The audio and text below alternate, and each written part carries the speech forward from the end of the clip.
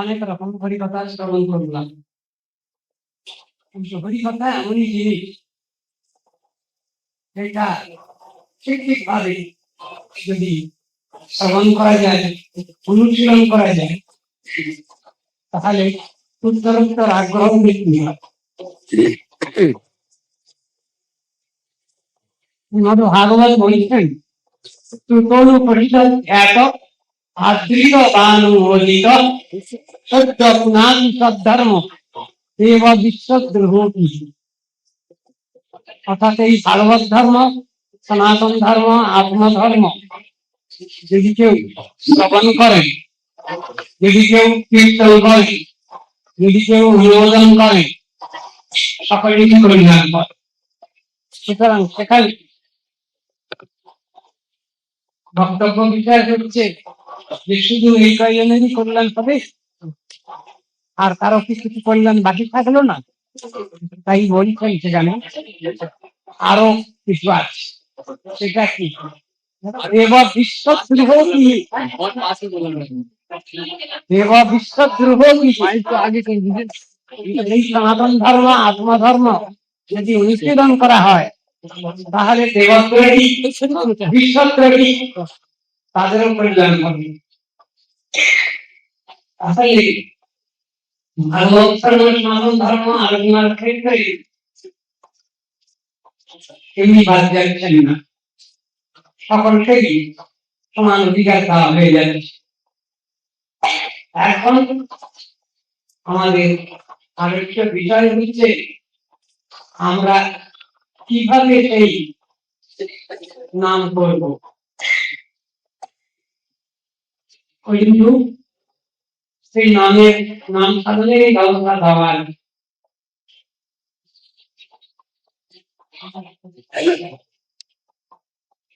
নামই আমাদের করতে হবে একমাত্র বিশেষ কারণ। সেই নাম বলতে গেলে যেভাবে নাম করতে হবে শাস্ত্রে সেগুলো উল্লেখ করা আছে। 64 ভক্তঙ্গের কথা লেখা আছে শাস্ত্রে। সেই ভক্তঙ্গের মধ্যে শ্রেষ্ঠ ভক্তঙ্গ হচ্ছে কীর্তনাঙ্গ। সে কথা আমরা শ্রীরাজি গোস্বামী প্রভুর বাক্যেতে পাচ্ছি। ভক্তি করুণ কর্তব্য তদা কীর্তনাখ্যা ভক্তি সংযোগে নিব। সেই জন্যই আসমাদীয় গুরুপাদপতি শ্রীরাজি গোস্বামী প্রভু তিনি নবদ্বীপম পরিক্রমার যে ব্যবস্থাটা দিয়েছেন সেটা অযৌক্তিক হয়নি, অশাস্ত্রীয় হয়নি, বিধি বলে উদ্যোগিত হয়। কথাটা বলবার প্রয়োজন হচ্ছে শাস্ত্রে লেখা আছে, নবদ্বীপ পরিক্রমা মহাত্মের মধ্যে লেখা আছে, নবদ্বীপ পরিক্রমা রীতিনীতি ক্রম লেখা আছে। সেখানে লেখা আছে আত্মনিবেদন ক্ষেত্রে প্রথমে পরিক্রমা করার কথা, তারপরে অন্যান্য দ্বিতীয় কথা লেখা আছে। আমরা বসে আছি নবদ্বীপ আমি, আমাদের একটা সুবিধা আছে, আবার দুর্ভাগ্য যে একটা দেখাচ্ছে সেই জিনিসটা কিন্তু অন্য রকমের। কেন? আমরা যখন যাচ্ছি পরিক্রমায় তখন মায়াপুর উদ্দেশ্যে আত্মনিবেদন ক্ষেত্র যে মায়াপুর তার উদ্দেশ্যে দণ্ডবত প্রণাম করে সেখানকার গৌরী এবং তার পরিকর সকলকে তাদের আশীর্বাদ নিয়ে আমরা পরিক্রমায় বহির্গত হচ্ছি। কীর্তনের গায়নের স্থান ক্ষেত্র, সেইখানে আমরা প্রথমে যাচ্ছি। কেন? সেখানে তিনি বসে আছেন, তিনি হলেন বর্তমান যুগে শুদ্ধ ভক্তি ধারা প্রবর্তনের মূল ভগীরথ আনন্দ ভক্তি ঠাকুর সেখানে বসে আছে, সর্বদাই আছেন। সেখানে তার বিশেষ আশীর্বাদ এবং কৃপা নিয়ে আমরা পরিক্রমায় অগ্রসর হচ্ছি। এই বিচারটার মধ্যে শিবাজী গোস্বামী প্রভুর যে নির্দেশ সেটা প্রতিপালিত হচ্ছে বিন্দুবার কথাটা রয়েছে। যারা বলছেন যে ক্রমভঙ্গ হচ্ছে ঠিক হচ্ছে না, তারা তো তাহলে কিছু ক্রমভঙ্গ করে যাচ্ছেন কেন? সেটা সরস্বতী প্রভুপাদের সময় যেভাবে পরিক্রমা হয়েছে এখন সেখানেও সেটা ঠিক হচ্ছে না। কেন হচ্ছে না? এর পিছনে বিযুক্তি করা যায়, কিন্তু আমাদের বক্তব্য হচ্ছে সব সময়ের জন্যই সেবা আমাদের জন্য করে রয়েছে। ধাম পরিক্রমার সেবা, সেই সেবাটা শাস্ত্রানুসারে করতে হবে। আবার শাস্ত্রানুসারে করতে গেলে সেখানে মহাজনানুভব বলে যে কথাটা আছে সেটাকে অস্বীকার করা যাবে, সেটাকেও নিয়ে তাহলে শাস্ত্রানুসারে মহাজনানুভবকে বাদ দিয়ে গুরু বৈষ্ণবকে বাদ দিয়ে শাস্ত্র আমরা যে কোনো কাজ করতে যাই শাস্ত্রের উপদেশ নির্দেশ নিয়ে আমরা করি, কিন্তু তার জীবনে কোনো ক্ষেত্রে নেই মহাজনানুভব বলে কথাটাও এসে যায়। কারণ মহাজনানুভব করে তো বান্ধব জানেন গুরু বৈষ্ণবের কিছু বিশেষ নির্দেশ, বিশেষ বিচার, যাকে এক কথায় বলা হবে বৈশিষ্ট্য।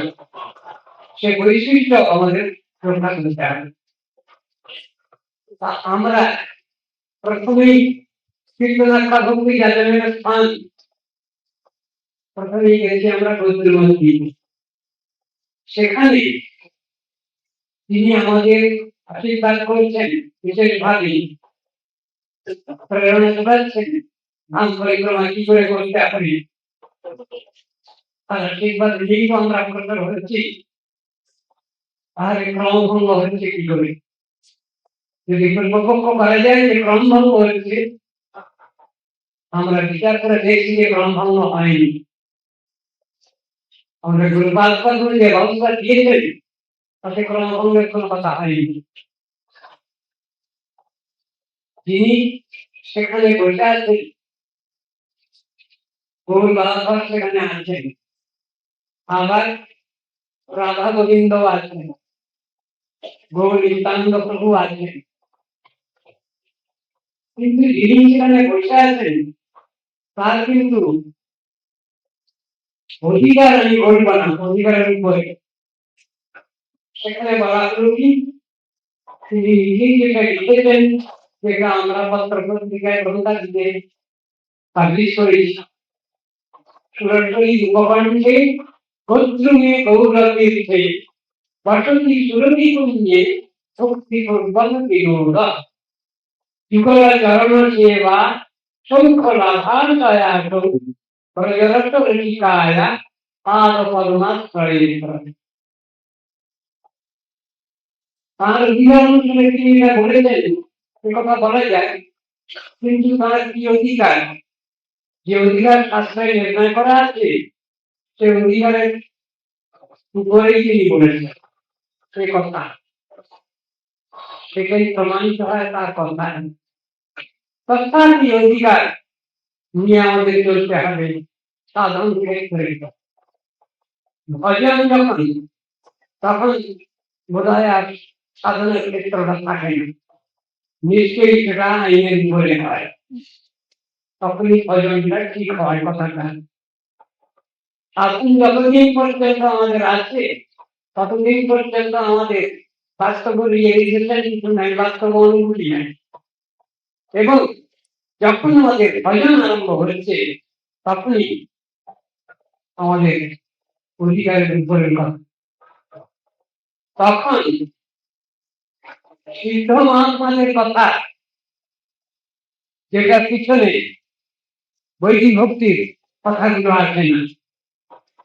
সুতরাং এই যে অধিকারগুলো বলা আছে বা অধিকারের উপরে যে কথা আছে সেগুলো সব এক হচ্ছে না। সলিমান সমস্ত আচারের অবিধি বৌদ্ধরা এ কথাটা বলা হয়েছে সাধারণ বিধির ক্ষেত্রে, সেখানে কার্যকরী হচ্ছে না, একটি হচ্ছে এক্ষেত্রেও বলা আছে। তা আমরা কি করব? আমরা সাধনার ক্ষেত্রে ঠিক সাধন ভক্তি নিয়েই চলব। তারপরে যার অধিকার হয়েছে তিনি সেই অধিকার নিয়ে চলবেন, কিন্তু সকলেই সেই সমান অধিকার পেয়েছেন এ কথা নিশ্চয়ই স্বীকার করা যায় না, বলা যায় না। যার অধিকার হয়েছে তিনি নিজেও বলেন না, বলতেও যান না, কিন্তু সিদ্ধ মহাত্মা এই জগতে এখনো আছেন। যদি নাম থাকেন তারা এই জগতে, তাহলে আমাদের চোখে ঘরে বিরোধ নেই এবং আমাদের প্রত্যেক বিষয় হিসেবে পাওয়া যাচ্ছে না, সেজন্য তারা চিরদিনই আছে। কিন্তু সিদ্ধ যারা তাদের সংখ্যা খুব কম। ম্যাট্রিকুলেশন করতে গিয়ে যত ছাত্রছাত্রী পাওয়া যায় নিশ্চয়ই কমে যায় গ্রাজুয়েশন, আবার পোস্ট গ্রাজুয়েশন নিশ্চয়ই তার থেকে আরো কম পেয়ে যায়। সুতরাং সাধনার ক্ষেত্রে এইরকম আছে ক্রমশ, সেটা আমাদের স্বীকার করতে হবে, মানতে হবে। কিন্তু সকলের অধিকারটা সমানভাবে কখনই হতে পারে না। যার যে রস সেই সর্বোত্তম কথাটা আছে, তার কি রস কে বুঝবে? যার যে রস সেই সর্বোত্তম কথাটা বুঝলেই কিন্তু পৃথক পৃথক রসের কথা বিচার। চৈতন্য মহাপ্রভুর যে থিওরি সেটা যদি আমরা আলোচনা করি তাহলে দেখতে পাচ্ছি তার কিছু প্রার্থনা প্রজগত করতে যা করিতা, এটা হলো সাধারণ ভাবে বলা হলো, বিশেষ ভাবে বলা হলো। আবার কিন্তু সকলের অধিকার সমানই হবে।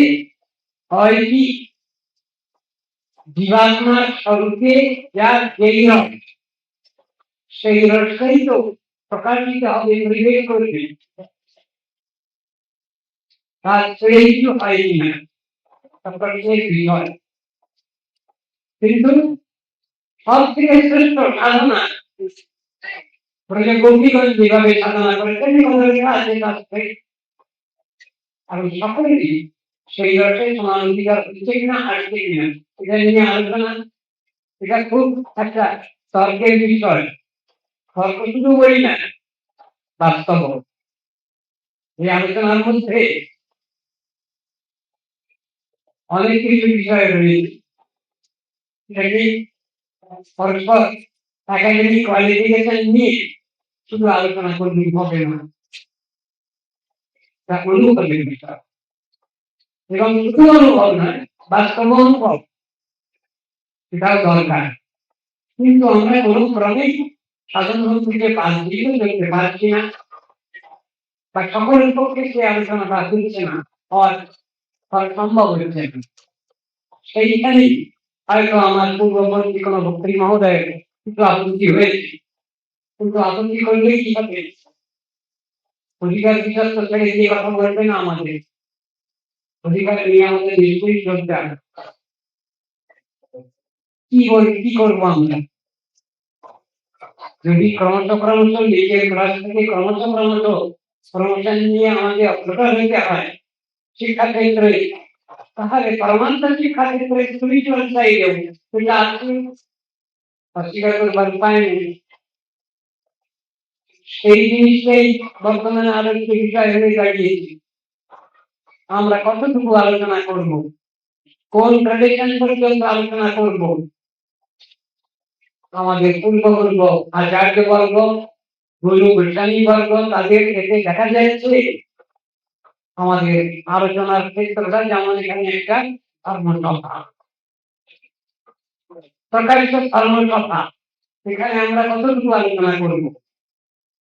আমাদের পরিবারকে উপদেশ নির্দেশ যদি আমরা আলোচনা করি তাহলে দেখবো এখানে আলোচনা করা যায়। আবার গুরুবাক্যের মধ্যে কেউ বলছেন যেখানে সক্ষর ভাস্কর পর্যন্ত আলোচনা করা প্রয়োজন। কোন প্রবীণ বহুলোকের মাঝখানে মধুর নদীর কথা আলোচনা করা যাবে। এই কথা বলা ব্যাখ্যা আমরা বলতে পারি অনেক, কিন্তু ব্যাখ্যা করাটা সঙ্গত হবে কিনা এবং সেই ব্যাখ্যাটা বুঝবে কিনা মানুষ, সেই জন্য কথা বলা হয়েছে। সুতরাং সেসব বিষয়ে আলোচনার ক্ষেত্রে রয়েছে আমাদের পূর্ববর্গ তারা অনেক কিছু আলোচনা করেছে, যে আলোচনার শেষ নেই, কিন্তু সেখানেও স্থান কাল পাত্র বিচার করা হয়েছে। এটাকে বাদ দিয়ে নয়, স্থান কাল পাত্রের বিচারটাও আমাদের রাখতে হবে। ঠিক সেইভাবেই আমরা সবকিছু করে যাবো। শ্রীমদ ভাগবতে যেসব কথা আলোচনা হয়েছে, যেমন কথা সে আলোচনা সঙ্গে সাধারণ সাধনকারীরা ক্ষেত্রে আমাদের পূর্ব গুরুবর্গ কেউ বলেছেন যে গীতার যে শিক্ষা, সেই শিক্ষা বাচ্চার একটু শিক্ষা, যে কথা বলে দিলেন। আবার কোন কোন ক্ষেত্রে বলা হয় যে এখানে পূর্ণ শরণাগতি, ফুল সাবমিশনের কথা এখানে এই পর্যন্ত বলা হইল। কিন্তু কিভাবে সেই সাবমিশন দেওয়া যায় তার প্রসেসিও আরম্ভ হয়েছে শ্রীমদ ভাগবতের প্রথম কথা বলা হয়েছে, যেখানে বলছেন গায়ত্রারম্ভ, গায়ত্রী দিয়ে আরম্ভ হয়েছে শ্রীমদ ভাগবত। সত্যম কর্মে ধীমহি, সেই তত্ত্ববস্তু, কিন্তু তার পরবর্তী ব্যাখ্যায় এসে যাচ্ছে নিরস্ত কুহকম শব্দের ব্যাখ্যা। নিরস্ত কুহক মানে অবতার কোন স্থান নেই এখানে, যে নিষ্কপটতা, যে সর্বতা সর্বদর্শন থাকলে সাধনার ক্ষেত্রে সবটাই সম্ভব হয় প্রাপ্তি। সেখানেই তো থেকে যাচ্ছি। সেখানে কি বলছেন, নবজাগরণকে জাগরণ করতে গিয়ে সেখানেও তো অনেক কথা বলা হয়েছে। আবার বলছেন পূর্ণ আত্মসমর্পণের কথা। তো শ্রীমদ ভাগবতে পূর্ণ আত্মসমর্পণের কথাই বলা হলো। একটা ক্ষেত্রে তিনি বলছেন পরিবারের নাম নরকায়, তাহলে সেই কে বলা, সে কৈবল্য কি নরকায় বলে দিচ্ছেন। যারা কৈবল্য নিয়ে চলবে তাদের নরক গতি হবে। আবার শ্রীমদ ভাগবতে ওইরকম শব্দ হইল, সেখানে কি বললেন কৈবল্যিক প্রয়োজন কোথায়, তাহলে সেখানে কি মানে হবে প্রেম ভক্তি হবে। সেই প্রয়োজন মূল উদ্দেশ্য আমাদের, কিন্তু আমাদের সাধন ভক্তি বাদ দিয়ে তো কোনোটা হবে না, কর্মচক্র তো হবে। সেই সব কথাগুলো আমাদের আলোচনা করার দরকার আছে, সবার সমিতি এইগুলো দরকার আছে। আবার উচ্চাধিকারের কথা আলোচনা হবে, কিন্তু ব্যক্তি বিশেষের ক্ষেত্রে সকলের সাথে আলোচনা করবেন।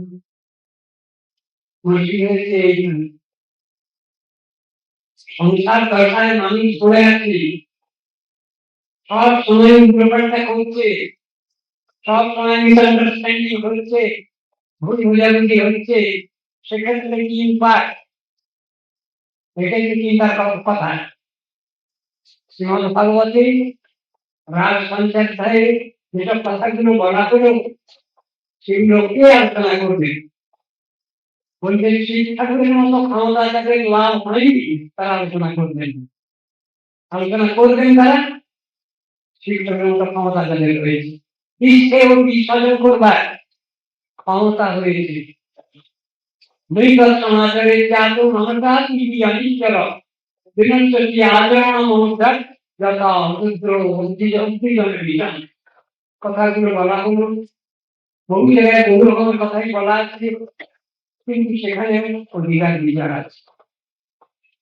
আলোচনা হয়তো করা যায়, কিন্তু বাস্তব অনুভব কোথায়, প্রপার রিয়েলাইজেশন কোথায়, সেসব নিয়েও আলোচনা আছে। অধিকারী ব্যক্তির পক্ষে সবটাই ঠিক, কিন্তু অধিকার লাভ হয়নি যাদের, তাদের বেলায় তো ওটা ঠিক হবে না। ওই বক্তব্য অধিকার হচ্ছে এটা আমাদের বুঝতে হবে।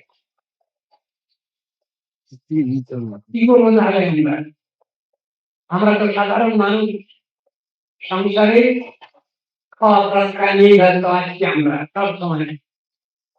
আমাদের ডেভেলপমেন্ট দরকার।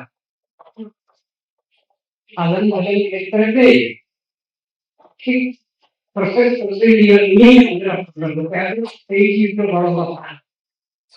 এইটা সকলকে বিধান দরকার আছে। আমরা নিজেরা বুঝি না, অন্যও বোঝেন না, কিন্তু ক্ষেত্র তো রয়েছে, ক্ষেত্রটা আবিষ্কার করবেন। জগতে হায়ার স্টাডি আছে, পোস্ট গ্রাজুয়েট ক্লাস তো আছে, তারপরে অনেক কিছু জানবার রয়েছে, শিখবার রয়েছে, বুঝবার রয়েছে, কিন্তু কিভাবে শিখবো আমরা, কিভাবে বুঝবো আমরা, এই কথাটা নিয়ে আলোচনার দরকার আছে।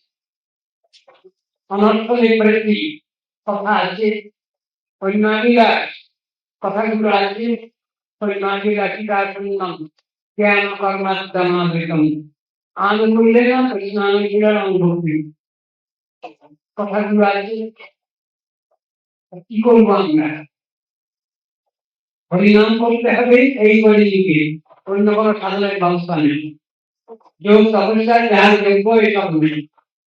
কলিকালে হরে নাম হরে নাম হরে নামই পক্ষে বলম হরে নাস্তে বনাস্তে বনাস্তে অপবিরন্নতা কৃষ্ণ নাম ভজলি আর সব মিছে পড়াইতে পথ নাই জম আছে মিছে সাধু সঙ্গে কৃষ্ণ নাম এই মাত্র যায় সংসার দেখিতে আর কোন বস্তু নাই। বিভোর সংসারে করিয়া মানব না পাই দুঃখে শেষ সাধু সঙ্গ করি হরি ভজে যদি তবে অন্ত হয়। সুতরাং আগেকার অবস্থার মতো সব আমাদের অতিক্রম করতে হবে, কর্মচক্রমতা হবে, আদৌ শ্রদ্ধা কথা সাধু সঙ্গ কথা ভজন ক্রিয়া এসব কথাগুলো পরপর আছে, তো সেই অনুসারেই তো হবে আলোচনার বিষয়। এবং আলোচনায় মীমাংসাও আমাদের দরকার, মীমাংসা ছাড়া কিছু হবে না। কিন্তু আমরা কতটুকু আগ্রহ ব্যক্তি নিয়ে অগ্রসর হব, সেটাই হলো বড় কথা। যারা এসব নিয়ে আলোচনা করছেন আন্তরিকভাবে, তারা গুরু বৈষ্ণব কৃপায় ভগবত কৃপায় তত্ত্ব অধিগত হয়েছেন। কিন্তু তত্ত্ব অধিগত হলে তারপরে তারা কতটুকু কি বলবে এই নিয়ে আলোচনার কথা। কতটুকু বলা হবে সাধারণ মানুষকে, যাদের লেনাই বলা হবে তাদের কতটুকু বলা হবে, কোন পর্যন্ত, এসব নিয়ে তো আলোচনা আছে। শাস্ত্রে অধিকার বিচার নিশ্চয়ই আছে, সে অধিকার আমাদের রাখতেই হবে, কিন্তু সকলকেই সমান অধিকার দেওয়া যাবে কিনা একই রকম সেটা হয় কিনা, প্রতি জীবাত্মার স্বরূপেই একই রকম রূপে আলম্বন আছে কিনা, এটাও চিন্তার বিষয়, এটাও শাস্ত্রে আলোচনা আছে। আমাদের সবটাই চিন্তা করতে হবে, কম্পারেটিভ স্টাডি দরকার। সর্বোপরি আমাদের বৈষ্ণব কৃপা ভগবত কৃপা ছাড়া কোনোটাই সম্ভব না, সেইটা আমাদের সব থেকে আগে করি না। কিন্তু যদি আমরা সহজ সরল করি, নিষ্কপট হই, তাহলে কৃপা প্রভাবে সবটাই সম্ভব। শাস্ত্র বলছে তাকে গরুর কালে বলছে দয়াময়, তা দয়াময় নেই, সেই দয়াময় কিরকম করি। অনেক সময় প্রশ্ন করেন আমাদের, আমাদের কর্মশীলতাতেও বলাও হয় যে কৃষ্ণ নাম উচ্চারণ করতে গেলে অনেক মুশকিল, কারণ অপরাধের বিচার আছে। কিন্তু গৌর নিত্যানন্দের এসব ভয় নেই, তারা খুব দয়ালু। কিন্তু কথা হচ্ছে যদি দয়ালু, তাহলে সেখানে বিধি হিসেবে নাই। গৌর নিত্যানন্দের ক্ষেত্রে, সাধন ভজনের ক্ষেত্রে তো সেখানেও বিধি নিষেধ আছেই। সেই বিধি নিষেধগুলোকে বাদ দিয়ে চললে তো হবে না আমাদের। সকল দুঃসঙ্গ আমাদের সত্যি রাজ্যে প্রতিমান। দুঃসঙ্গ বলতে যা কিছু আমাদের এরিয়া, যত সাধন ভজনে বাধা বিপত্তি, সব দুঃসঙ্গের মধ্যে সেগুলোকে না ছেড়ে দিয়ে আমরা কিভাবে সাধন করবো, এটাও তো কথা। আবার বলছেন আমাদের প্রথম ওটা হতেই থাকে, হতেই পারে। কিভাবে ওটা কাটবে? হরিনাম বলছি, অনেকদিন হরিনাম করলাম, কিছুই লাভ হচ্ছে না, সেখানে কি করবো? ছেড়ে দিলে সব ভালো হয়ে যাবে? তা নয় কথা। এখানে বিচার দেখাচ্ছেন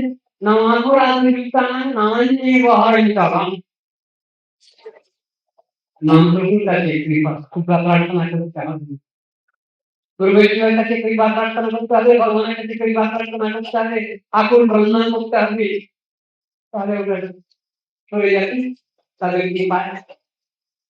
কিন্তু ক্রন্দন তো দরকার, আকুলতা ব্যাকুলতা তো দরকার, নিষ্কপটতা দরকার। সব থেকে বড় গন্ডগোল হয়ে গেছে আমাদের সাধন ক্ষেত্রে, নিষ্কপট হতে পারি না আমরা। কপটতাযুক্ত হৃদয় নিয়ে প্রকাশ করে কখনোই আমাদের সেই প্রয়াস কার্যে পরিণত হয় না, বাস্তবে পরিণত হয়। এইটা খুব বড় কথা। বৈষ্ণব কে একজন নিষ্কপট জীব, বৈষ্ণব কে একজন সরল হৃদয় জীব। এইসব কথাগুলো তো আছে গৌরসুন্দরের কথা, নিত্যানন্দ প্রভুর কথা, এগুলো রয়েছে বিচারের কথা। সেসব বিধিনিষেধগুলো বাদ দিয়ে তো সাধন হচ্ছেন আমাদের। গৌর নিত্যানন্দ দয়া করছেন নিশ্চয়ই, কিন্তু সেখানে বিশেষ কৃপা ছাড়া, স্পেশাল গ্রেস ছাড়া আর যা আছে সবই তো আইন পালন করতে হচ্ছে, বিধিনিষেধ পালন করতে হচ্ছে। তাহলে আমাদের কিছু বাড়তি নেই, একই কৃপায় আইন বাদ দিয়ে আমরা চলতে পারি কি? মোরাল লস যেগুলো আছে সেগুলো বাদ দিয়ে গিয়ে আমাদের জীবনে চলে যায়, চলে যায় না তো। তথাপি বিধি নিষেধ মানতেই হয়। বিধি, রুলস, রাইট, রেগুলারিটি একে বলা হয়। আর রাগ মার্গ যাকে বলা হয় তাকে কি বলা হয়? সাইমultaneous অ্যাটাচমেন্ট বৃদ্ধি করে। কথাটা বলা হলো, শব্দে বলা হলো, কিন্তু বাস্তব কি সেটা অনুভবের বিষয়, সেটা তো ব্যাখ্যা দেওয়া যায়নি। সেই অবস্থা না করে কেমন কিরকম ধরনের হয় ভক্তের হৃদয়ে, তার বর্ণনা আছে। বর্ণনার দ্বারা কি সবটা বোঝা যাবে? একটা সংজ্ঞা আমি জেনে রাখলাম, ধীরে ধীরে কিছু জেনে রাখলাম, বাস্তব ক্ষেত্রে তো তা দেখলে চিনতে পারবেন একজন রতনে রতন চেন কিরকম একজন ভক্ত কান্নাকাটি করছে, কখনো হাসছে, কখনো কখনো নৃত্য করছে। এইগুলো দেখে আমরা খানিকটা বুঝতে পারি, কিন্তু কে বুঝতে এটা তিনি সেই অধিকার আছে, তিনি বুঝবেন, উপরওয়ালা বুঝবেন। সেই কথাই তো বলা হলো, এবং প্রকাশ্য প্রিয় নাম কীর্তিয়া যতানুরাগোপচিত্ত উচ্চৈ অসত্ততো রোদিতি রৌচি গায়ত্র মাধবং নৃত্যতি লোকবাহ্য। এটা বাস্তব ক্ষেত্রে হয়। আবার কিছু আছে তার দুটো জিনিস একমান বাস্তব ক্ষেত্রে আছে এটা, আবার কিছু আগে কিছু আছে, কিন্তু আমাদের যতক্ষণ বাস্তবায়ন আনতে গেলে ততক্ষণ পর্যন্ত আমাদের তেমন প্রাপ্তি হয়নি বুঝলেন। কিন্তু ততক্ষণ আমরা ধীরে ধীরে অতিক্রম করে যদি বিশেষ অধিকার পাই তাহলে আমাদের সবটাই সম্ভব। আন্দোলন থাকবে আমাদের, দৈন্য থাকবে আমাদের, সব কিছুই থাকবে।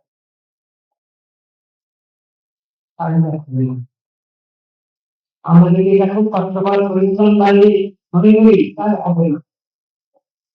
ভগবত কৃপা দরকার, সাধনা করে দিল।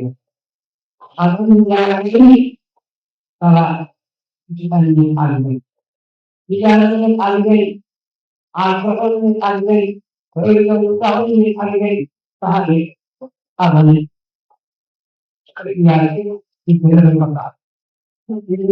কথা।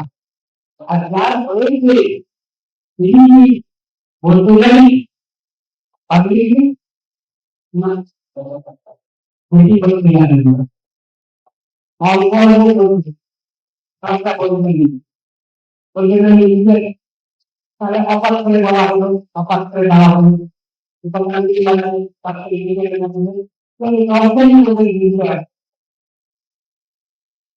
যে পাত্রটা সেই পাত্রটা সন্তান পাত্র বিচার না করলে পারে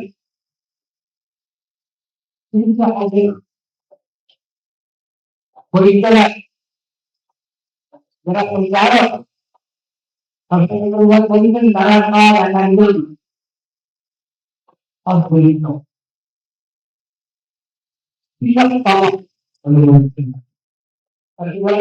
আর মানুষ ভালো রাখুন তাহলে কথা বলার জন্য সকলের কথা বলা জগতে যে লোকগুলো আছে আজকে রাধা কৃষ্ণ লীলাকথা বলতে গেলে তারা প্রাকৃত মানিক ধর্মে রাধা গোবিন্দ হয়ে তারা সাধারণ নায়ক হিসেবে এইগুলি সম্পর্ক জানে যারা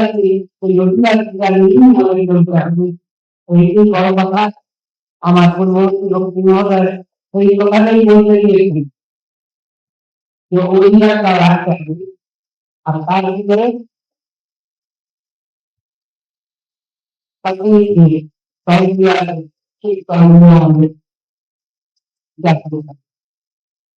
কিন্তু সকলেই সাধনা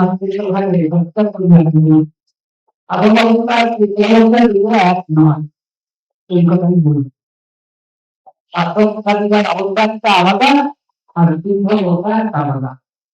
সাধকের ভূমিকা